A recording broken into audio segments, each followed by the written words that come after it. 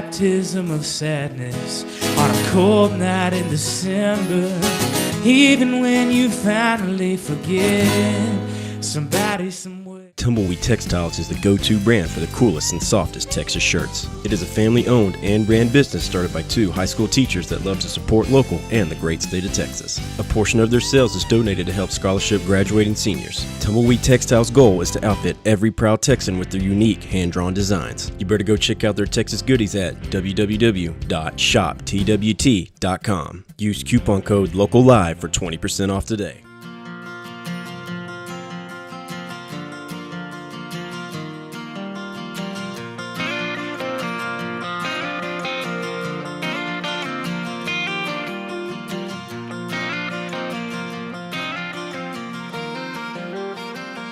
Welcome to another edition of Texas Local Live. I'm your host, Ben Martinek. Tonight we got Mr. Cody Coggins on stage with us. How you doing, Cody? I'm doing great. Thanks for having me, Ben. Dude, thanks for coming out. We're down here at the ranch in Las Colinas for our Tuning Texas every Monday night. Y'all come down. Music's going to kick off about 7 p.m., but before that we like to get to know some artists, and we've got some cool new koozies. A little shout-out here at Tumbleweed Textiles. Every artist is going to get one of these, so lucky you. Get to have one of these amazing. It won't fit on my whiskey glass. I'm gonna have to get a beer just to use. You need a beer glass or bottle or something. We'll get it rolling for you, man. But Cody, it's good to see you, man. It's been a little while. We saw you at the competition last. Yeah. So what's going on, man? Well, tell us what's been going on, and then I'll dive into the interview, the full fledged. But not too much. I actually just got back from the UK. Ooh, cool. Just a few weeks back. See it. I spent 3 weeks over there, played some shows, vacationed. And then just playing catch up, and this is my first official kind of show back since I've been back. So it's good to get back into the swing of things. How's UK, man? How's the music scene? It was great. Music scene's pretty good. You kind of ask what they're used to over there, and you get a lot of different stuff. But they really appreciate country more than you would think they would. So especially like the Texas country Americana style stuff. So really good response, and sold some CDs and things like that. Very nice. Cool. That's really cool, man. Yeah, you got to you've done that Ireland trip, the Texas Ireland trip. I can't remember the name of it now off the top of my head, but that would be a cool one to get into, it's man. Good times. Yeah. It's good times. So that's very cool. Good for you, man. That's awesome. I may pick on your brain a little bit about that a little later because we like to see what's going down. But I like to first ask, just to kind of get an idea of who you are as an artist and everything. Why music? What got you into this sphere of a profession? Like, why this?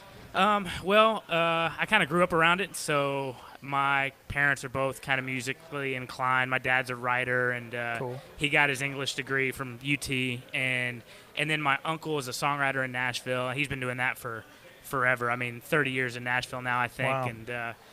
And so I just kind of grew up around it, and I started piano as a kid, and then played piano for a long time, then switched to sports, and then around college I kind of taught myself guitar because it was easier to carry around. That's the note, right? That's it. I learned all the songs, Wonderwall and Jack Johnson, John Mayer, and then I started kind of writing the end of high school, early college, and then just kind of I really fell in love with writing, and that's the songwriting aspect took over. Songwriting aspect cool. is So were you writing when you were early on playing piano? Were you still writing originals, or did that really come along with the guitar playing? So I was writing instrumental stuff. Okay.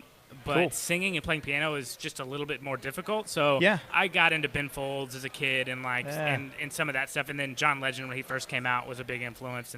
But most of the writing came with guitar. So I kind of faked my way through early guitar and writing, and then as the guitar developed, the songs kind of developed around them. So. Very cool, man. That's awesome. Yeah. Do you play any of those originals that you wrote, the instrumental stuff? Do you ever use those melodies now? Do you recycle them through? I think so. If I went back and listened, I definitely am like, I know this from somewhere, and I'm sure it's stuff. If there's home videos of me as a kid, I'm sure I'd be playing something like that. I'm curious as to if you do that or not. Like if it does show up, randomly in your art. Yeah, I'm sure there's video of it somewhere, like from being a kid, and they'd be like, oh, it's totally this song. So exactly. That's awesome, man. Well, very cool. That's cool to hear. So you've been obviously really busy past couple years.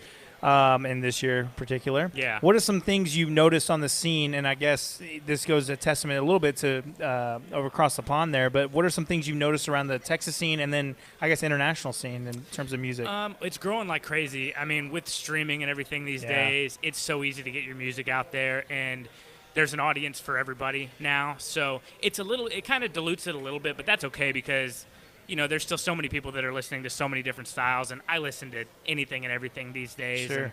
And so same with the UK. You don't know what to expect. Nobody knows who I am over there. Yeah. Just limited promotion. Yeah. But they just appreciate music. So it really all comes down to just with so much music, I think it's really forcing us as songwriters to become better songwriters. And musicians to become better musicians. Something authentic. You need something there that they're going to really attach to. So people, because there's so much of it. The competition's greater, saturated, so it helps all of us become better. Kind of just through listening to other musicians and stuff like that. So. And that's cool about your background, I think, is a testament to that too. You're writing the things you're writing. Did your dad write music or just writer? He writes music. He did write music he's too. He's a singer-songwriter. Oh, wow, cool. So you do have both that with your uncle as well, you said. Yeah, So exactly. that's an interesting dynamic for sure starting there. We've had a few artists on the show, very few, that were starting with the actual writing aspect versus the musical. And you were tied with that too, but we've had artists that I think they were strictly writers. Yeah. Poems, going that route, and then all of a sudden they're adding a guitar to their poem, and what that's the hell? when that's what when happened. That's when you realize like the potential of song and you kind of learn as a writer. So that's really cool. Okay, so very interesting, man. That's an awesome dynamic, man. And tell me a little about your marketing, guerrilla marketing, or how you go about doing stuff on your own, or do you have people to help you? It's mostly me. Okay, cool. So it's not as I'm not as thorough about it as I always saving want to money be. though. Yeah. It's true. The last single I put out, Indiana, was just I kind of did it all myself, like a little home studio, and it came out great. Like the EP I did in Nashville, and I love it, and that's the best thing I've ever done. Yeah. But doing Indiana kind of on my own was a good challenge, and it really kind of helped me grow in the style I'm going for this next little project I'm putting out. But it's all just like Facebook, like booking gigs in the UK. Everybody's like, well, how'd you do that? Like, they don't know who you are. And Facebook, you look up live music bars in the Glasgow city you're going to, and Manchester and things like that. And you reach out to friends, and that's the best thing about the Texas music scene is there's so many people that they may not know who you are, but they're friends of friends, and they'll be like, oh, I heard about this one place. And that's kind of how a couple of things happened was that's awesome. Just through like, oh, yeah, you should check out this one bar. And I would email the info at whateverbar.com, and they'd respond back, and I'd book a show that way. That's crazy. How many shows did you actually set up before you took or were you going over there for vacation? So it's anyway? funny how it worked. I was going to go. I have a friend that lives over there in Cambridge area, so we had planned a trip around my birthday, and so I ended up in Dublin for my birthday, which was a good time. Shout out to my Jameson. Hey. But so I booked 3 shows before we went, and I think I ended up with 5. Okay. And there were a couple others that I could have booked there, but my schedule was already kind of set in stone. So they would have had me stay an extra night, but with train travel and everything, it was all pretty much booked. So it's hard to wing it over there. Yeah, international travel. Yeah, you don't want to be winging. Yeah. Okay, cool. So you already had. So it's doable. Go do it, people. Set it up. Go make the move.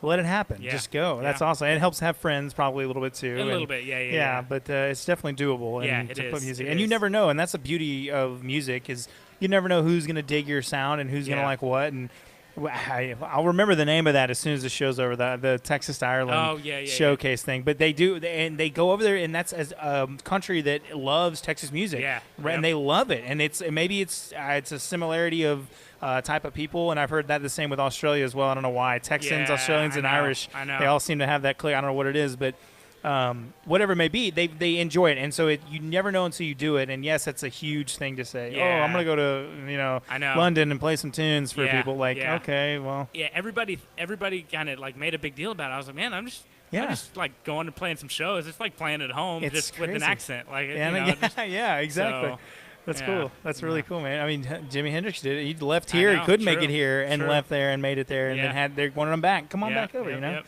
So anyway, it definitely happens, but it's really cool you did that. That's awesome, man. Yeah. So tell us about actually, before we get into what's coming up, I'd like to hear a little bit about your process since you do your writing, you have that background in that. I'd like to hear a little bit of your songwriting process. Is it something unique you go through, or is it kind of idea pops and you run with it? The ideas just kind of come as they go. Okay. Like, I mean, I've gone months without one song idea, and it's frustrating, but you just gotta understand that it'll come when it comes, and and I've tried to force stuff out, and I've written songs that were a little bit more forced, and they're not as authentic, so you can tell people like they don't grasp onto them as much. Right. But co-writing is always a fun tool. As a friend of mine who I wrote half the songs with on the EP I put out, and the most recent single, she lives in New Braunfels, and we write together, and really, she'll pick my brain more than I pick hers, and we'll find stories from the past that, sometimes you don't really think about because you don't think they're a song until you say them out loud. So really it's just finding stories that'll, you think people will relate to, and then it comes down to just the creativity of it, because we all kind of live the same things, and we're all singing about love or heartbreak or drinking or whatever the theme is. There's only so many themes, and it's just how you say it. So that's very true. That's kind of you find an idea, and then you find a creative way to say it, and that's kind of what I go through, is just get the idea first. Okay, that's very well put. I like that a lot. Yeah. You don't do a melody at first. A lot of people go with that whole. I do that. Like right now, I've got, on my way home tomorrow when I leave, I'm going to stop and with Cheryl, my co-writer, and we're going to sit down. I've got a couple of new little riffs. Okay. So every now and then the riffs come. Sure. The better you get a guitar too, I'm sure that picks up, and you start picking up the skills there, and you start to understand some notes I can flourish with. So it's really, I've asked when I go to Nashville and do my Nashville trips, and I'll ask my friends up there, like, hey, like, what are some good techniques? And there's all kinds of like things. They'll say, like, take a song you like and take out all the lyrics and rewrite lyrics to that melody, and then go back and change the melody, and then you have a brand new song. Yeah. So little things like that. Over time, those tips and tricks kind of help subconsciously when you're writing. Like, you don't really think about it until you're doing it. So it's a good tip, though. Yeah. There's a good one. Children, take that note, write that down. Let's go. Yeah. Make some new songs. Come on. Yep. We were going to hear a bunch of knockoff songs. They're not going to rewrite the melody part. They're not going to change enough melody. They're going to capo too. Don't just capo too. Don't just capo Half too. step down, and then we got a new song. Here we go. Well, tell us about what you got coming up, man. Maybe in the next year. I know it was a big trip you had, but what you got on the horizon? I'm still working on the new songs for my project, and then I've got Band of Bandits still going on, and we're actually getting back in the studio again. We're going to record, I think, 3 more songs for the record. We'll release another one as a single. And then, between just kind of my stuff and Bandit stuff, we're staying busy playing shows. Trying to get all over Texas, and I know we got some shows in Austin and College Station in the next couple months, and and then just keep writing and finishing the record, and then I'm gonna get back to Nashville probably in like January or February. I was gonna try to do the end of the year, but I'm still paying off the UK trip. So I'm sure. So and really, just trying to finish my next little EP. I've got probably three of the 6 songs written, and then 3 ideas that we're going to finish up. So very cool. It'll be fun, and just playing in between. And any big stuff. Gigs or anything we should help you out with? Let us know about, or nothing off the top of your head. It's cool. We can reach out later, I'm but trying to think. No, I'll be in New Braunfels next week. Playing Poorhouse, which is always a fun show. Yeah. And then, the band will be Blind Pig on the 13th of October, and then we'll be at Moe's Irish Pub in College Station the 20th of October. And, and we're just kind of filling out the schedule as we go. And those will be some good shows, though, man. This time of year is perfect for those towns, man. College towns. Yeah. I think it's the Baylor game at home in Austin. Oh, man, so that's going to be nuts. Crazy. That's going to be nuts. UT, man. They're whooping butt. I know. I was surprised, but I was pumped about that one. Not to talk sports, but that was pretty wild, man. USC between them and the Cowboys yesterday. It was a good day. The Cowboys are different. That's a whole different barrel right there. I don't even want to go down that path. Well, plug it up a little bit. Tell us about where to find your tunes that you've already got. I know you've got the EP and stuff, and then maybe social follow and stuff like that as well. Cool. Yeah. Everything is on Spotify or iTunes or Amazon or wherever you find music. The EP was called In Between Dreams, which is a song on there. That came out last year, and then that's all on Spotify. The new single's called Indiana, which is probably one of the more favorite songs I've ever written. It's really it's a great song. Really truth, and it's based on a true story that is sometimes tough to talk about, but that's what makes it a good song in my humble opinion. But you can find all that, and then Facebook and Instagram and all that. It's Cody Leland Coggins, Leland. I'm on all the socials. I'm gonna step up my YouTube game. I've been really bad about putting up YouTube videos, but I've got a lot of videos from the UK that I'm gonna post on YouTube, and I got some good videos coming up. Awesome. that's where you'll find me. Very good, man. Well, it was great chatting with you, man. We're looking forward to hearing some music out here tonight. Get it off about 7 o'clock. If you guys are watching us, I'm not sure. We got new toys here today at Texas Local Live. So whatever you're watching us on right now, bring it on down here to the ranch. We're in Las Colinas, Texas, Tuning Texas, every Monday night. Cody's going to be playing some tunes. We'll be here to enjoy. Cody, thanks a lot, man. Hey, Appreciate it. Ben, thank you. No problem. All right.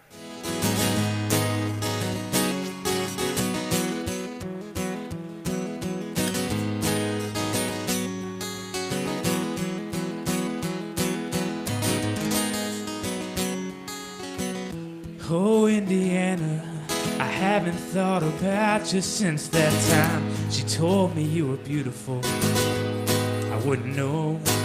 It's true we never made it, but I'd rather not tell you why. Why, if ghosts have such a bad reputation, how come every time one vanishes, you go try and replace it? A baptism of sadness on a cold night in December. Even when you finally forget, somebody somewhere remembers.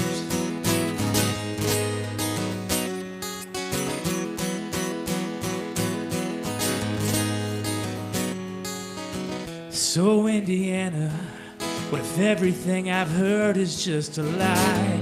Maybe you made it and left me here to die. Maybe I did. You'll never know. Haunted by the thought that you'll never feel alone.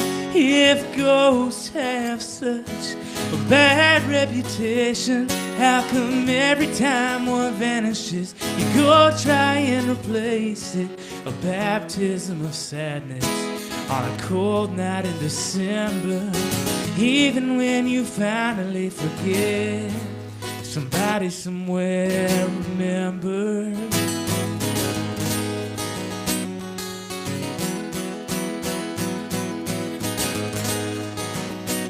Between truth or consequences in Indianapolis, on second thought, I just don't think that I'm ready for this. I hope you understand, Indiana. If ghosts have such a bad reputation, how come every time one vanishes, you go try and replace it? A baptism of sadness on a cold night in December.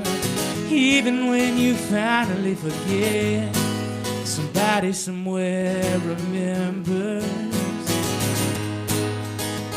Somewhere remembers. Oh, Indiana, I still think about you all the time.